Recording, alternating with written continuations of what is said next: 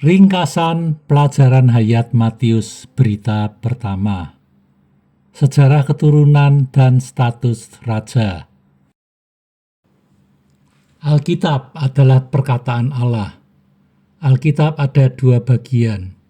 Pada bagian pertama adalah Perjanjian Lama. Allah berbicara melalui para nabi. Pada bagian kedua adalah Perjanjian Baru. Dia berbicara di dalam Anak.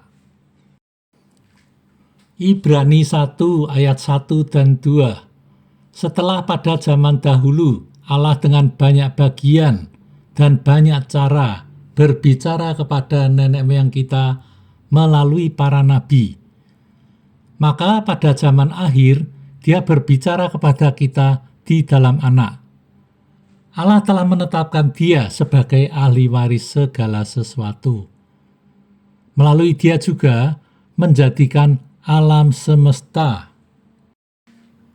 Ketika Anak di dalam tubuh daging, Dia mulai berbicara di dalam 4 kitab Injil. Setelah kebangkitannya dan menjadi Roh itu, Dia berbicara melalui rasul-rasul. Karena itu, Perjanjian Baru adalah Anak berbicara kepada kita. Dia memberikan dirinya kepada kita sebagai hayat dan segala sesuatu kita, supaya kita menjadi tubuhnya, ekspresinya, yaitu gereja. Alkitab adalah kitab hayat. Hayat ini adalah persona Kristus yang hidup. Perjanjian Lama menggambarkan Kristus adalah persona yang akan datang. Sampai pada Perjanjian Baru, persona yang dinubuatkan telah datang. Jadi, Perjanjian Baru adalah pengenapan dari Perjanjian Lama. St. Agustin berkata, Perjanjian Baru tercakup dalam Perjanjian Lama. Perjanjian Lama diekspresikan dalam Perjanjian Baru. Kedua perjanjian ini sebenarnya adalah satu, mewahyukan satu persona sebagai hayat kita. Kata pembuka Perjanjian Baru. Kebanyakan orang Kristen mengalami kesulitan pada bagian pertama dalam Perjanjian Baru. Bagian ini terdapat banyak nama yang sulit diucapkan. Tetapi bagian ini adalah bagian pertama dari Perjanjian Baru. Segala karya tulisan, kata pembuka dan kata penutup sangatlah penting. Silsilah Kristus adalah ringkasan seluruh Perjanjian Lama, mencakup segala hal, kecuali 10,5 pasal pertama dari Kitab Kejadian. Jika kita mau mengetahui makna silsilah ini, kita perlu mengetahui seluruh Perjanjian Lama. Gambaran yang hidup mengenai Kristus. Perjanjian Baru adalah gambaran yang hidup mengenai satu persona. Persona ini sangat ajaib. Dia adalah Allah, juga adalah manusia. Dia adalah perbauran Allah dan manusia. Sebab di dalamnya, sifat ilahi dan sifat insani berbaur menjadi satu. Dia adalah raja, dia juga adalah hamba. Dia itu ajaib. Tidak ada orang yang pernah mengatakan seperti apa yang dia katakan. Perkataan yang sedemikian dalam dan misteri, tetapi sedemikian jelas. Misalnya, Yesus berkata, "Aku adalah roti hayat." Juga berkata, "Aku adalah terang dunia." Tidak ada orang yang dapat berkata, "Aku adalah jalan," atau "Aku adalah realitas." Kata-kata yang sederhana ini, kalimat-kalimat pendek, "Aku adalah," tetapi besar, dalam dan misteri. Hanya Yesus yang dapat mengatakan perkataan-perkataan ini. Betapa Dia itu agung. 4 biografi dari satu persona. Yesus adalah Al-Muhid. Padanya tersedia banyak aspek. Tidak ada orang yang dapat menjelaskan sampai tuntas tentang apa Dan siapa dia? Siapakah di dalam sejarah yang mempunyai 4 biografi yang unik seperti yang ditulis mengenai dia? Meskipun Perjanjian Baru adalah kitab yang pendek, tetapi kitab ini dimulai dengan 4 biografi dari satu persona yang memberitahu kita tentang riwayat Kristus. Matius, Markus, Lukas, dan Yohanes menyajikan aspek Kristus yang berbeda, karena setiap penulis berasal dari kalangan yang berbeda. Misalnya, Matius adalah seorang pemungut cukai. Di kalangan orang Yahudi pada zaman itu, pemungut cukai adalah orang yang dipandang rendah. Tetapi Matius adalah penulis biografi yang pertama tentang Kristus. Markus adalah orang biasa. Lukas adalah tabib dari bangsa asing.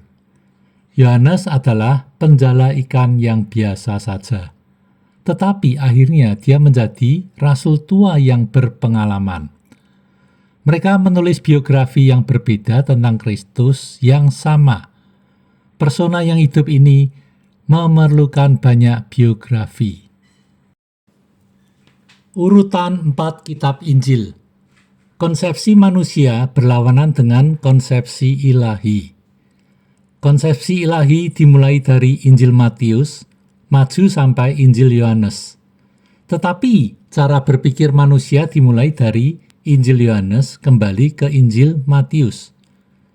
Orang-orang membaca Injil Matius pada urutan terakhir, karena Injil Matius terlalu sulit, sangat misteri. Bukan hanya pasal 1 yang sulit dimengerti, perumpamaan dalam pasal 13 dan nubuat dalam pasal 24 dan 25 juga sulit dimengerti. Terutama pasal 5, 6, dan 7 tentang pemberitaan di atas gunung sangatlah sulit. Tidak ada yang dapat melaksanakannya. Anda menampar pipi kanan saya, dan saya berikan pipi kiri. Anda memaksa saya berjalan sejauh 1 mil, dan saya akan berjalan sejauh 2 mil bersama Anda. Anda mengambil baju saya, dan saya serahkan pula jubah saya. Ini keterlaluan. Hanya Yesus yang baru dapat melakukannya. Karena itu, banyak orang meletakkan Injil Matius pada urutan yang terakhir. Sketsa umum. Setiap kitab dalam Alkitab memerlukan sketsa umum. Sketsa umum Injil Matius adalah Kristus adalah Yehova Allah yang menjadi tubuh daging, yang datang sebagai Raja Penyelamat. Melalui kematian dan kebangkitannya, Dia menyelamatkan umatnya dari dosa, agar mendirikan kerajaan surga. Pikiran utama. Pikiran utama Injil Matius adalah Kristus adalah Yesus, Yehova Penyelamat, dan Immanuel, Allah beserta kita. Adalah Raja, Pembaptis, Terang, Guru, Penyembuh, Pengampun, Mempelai laki-laki, Gembala, Teman, Hikmat, Perhentian, Bait yang lebih besar, Daud yang sejati, Tuhan atas hari Sabat, Yunus yang lebih besar, Salomo yang lebih besar, Penabur, Benih, Pemelihara, Roti, Remah-remah di bawah meja, Kristus, Anak Allah yang hidup, Batu karang bagi gereja, Pembangun gereja, Pendiri kerajaan, Musa hari ini, Elia hari ini, Batu penjuru, Tuhan, Dia yang bangkit, Dia yang membawa kekuasaan, Dia yang selamanya menyertai umatnya dalam kebangkitan. Betapa kayanya Kristus di dalam Injil Matius, bahkan lebih kaya daripada Injil Yohanes. Sejarah keturunan dan status raja. Silsilah. Injil Matius memberitahu kita bahwa Yesus adalah tepat keturunan dari keluarga raja. Dia adalah ahli waris takhta kerajaan yang sah. Tentu saja orang yang demikian memerlukan silsilah yang menerangkan asal-usulnya. Injil Lukas menyajikan bahwa Yesus adalah manusia yang tepat dan normal. Untuk menunjukkan Yesus adalah manusia yang tepat juga memerlukan silsilah. Injil Markus menggambarkan Yesus adalah seorang hamba. Maka seorang hamba tidak memerlukan silsilah. Injil Yohanes memberitahu kita bahwa Yesus adalah Allah. Dia adalah kekal, tidak ada permulaan hari dan kesudahan hayat. Maka dia tanpa silsilah. Silsilah Kristus. Yesus adalah putra Allah, tetapi dalam silsilah di sini tidak memakai istilah yang demikian. Sebaliknya, dia disebut sebagai anak Daud, anak Abraham. Sangatlah sulit mau mengatakan siapakah Yesus, karena dia terlalu ajaib. Yesus adalah perbauran Allah dengan manusia, yaitu perbauran keilahian dengan keinsanian. Inilah silsilah Yesus. Silsilah Yesus berarti dia adalah perbauran yang ajaib itu.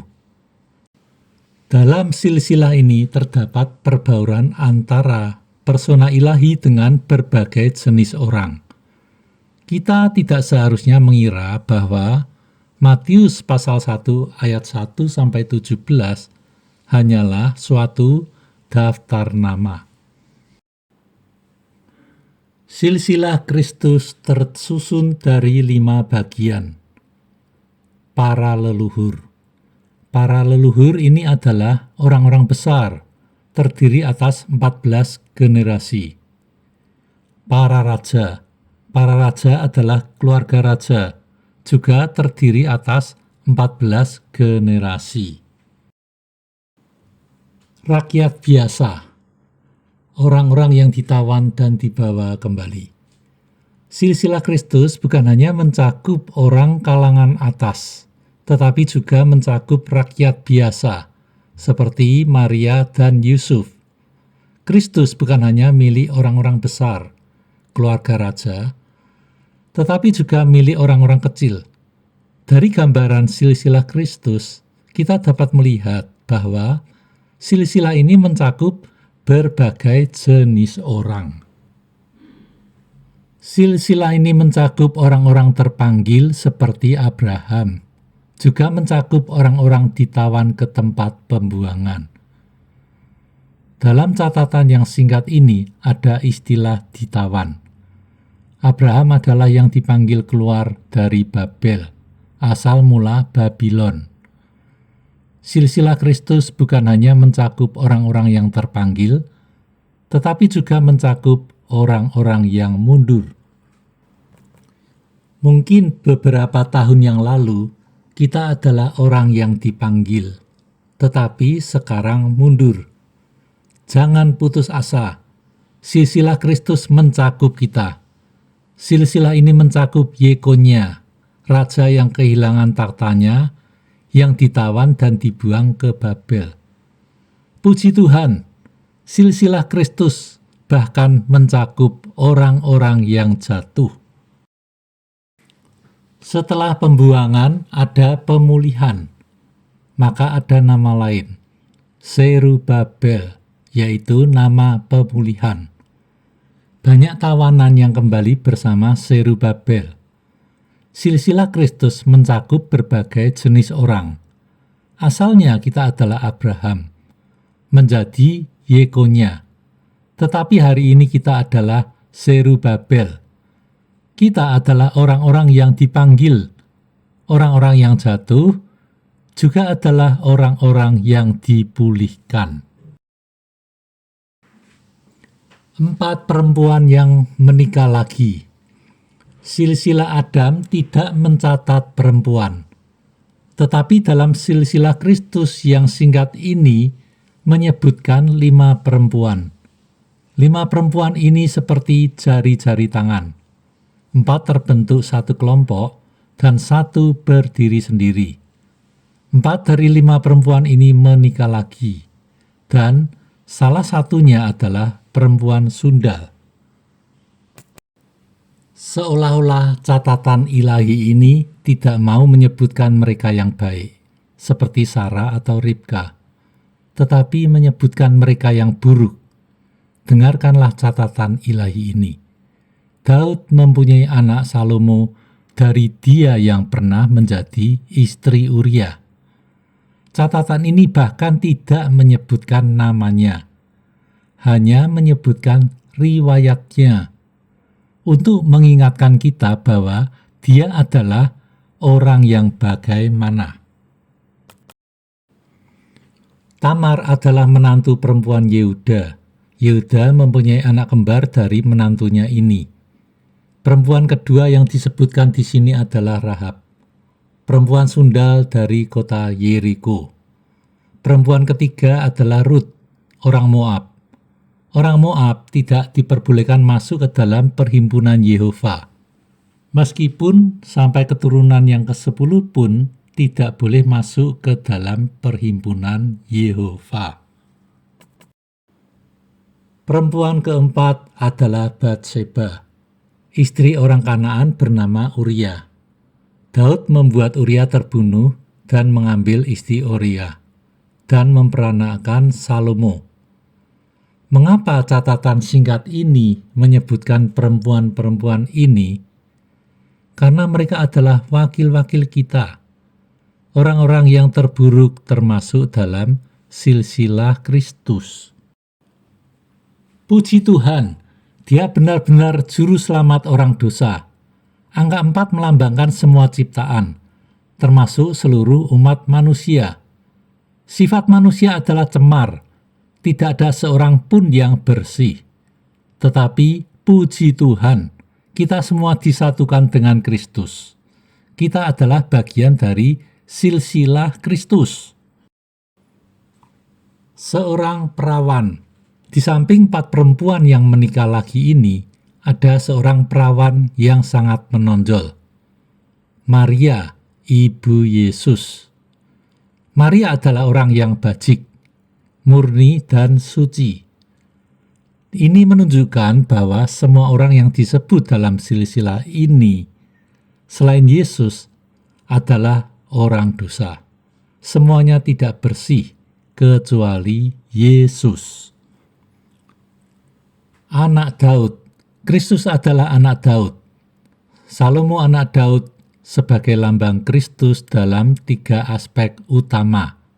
Pertama, dia melambangkan Kristus yang mewarisi kerajaan. Kedua, Salomo memiliki hikmat dan mengucapkan perkataan hikmat. Dalam Matius 12 kita melihat bahwa Kristus juga memiliki hikmat dan mengucapkan perkataan hikmat. Kristus mengatakan bahwa dia lebih besar daripada Salomo. Ketiga, Salomo membangun bait Allah. Kristus adalah anak Daud yang membangun bait Allah, yaitu gereja. Anak Abraham. Silsilah ini hanya mengatakan bahwa Kristus adalah anak Daud, anak Abraham, dan tidak mengatakan yang lainnya. Nubuat Perjanjian Lama dengan jelas mengatakan bahwa Kristus adalah anak Abraham.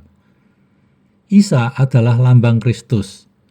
Sebagai lambang Kristus, Isa juga memiliki 3 aspek utama. Pertama, Isa membawa berkat kepada semua bangsa, termasuk bangsa Yahudi dan bangsa bukan Yahudi. Kedua, Isa dipersembahkan kepada Allah sampai kepada kematian dan kebangkitan. Ketiga, Isa memperoleh mempelai perempuan. Ini melambangkan bahwa Kristus adalah Dia yang dijanjikan itu. Dia membawa berkat kepada semua bangsa. Dia dipersembahkan sampai kepada kematian dan kebangkitan. Setelah kebangkitannya akan memperoleh mempelai perempuan.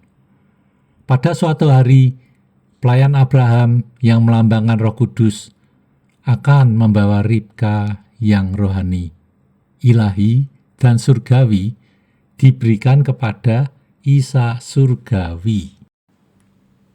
Anak Abraham memperoleh mempelai perempuan. Anak Daud membangun bait. Bagi Kristus, mempelai perempuan adalah bait, dan bait adalah mempelai perempuan. Kristus mempersembahkan dirinya sampai kepada kematian dan kebangkitan. Sekarang dia sedang membangun bait Allah. Kelak dia akan memperoleh mempelai perempuan. Kristus juga mengucapkan perkataan hikmat dan membawa berkat Allah kepada semua bangsa. Dialah yang menggenapkan segala hal ini. Dalam 4 kitab Injil, kita dapat menemukan keenam aspek ini. Kitab-kitab Injil mewahyukan bahwa Kristus datang untuk mewarisi kerajaan.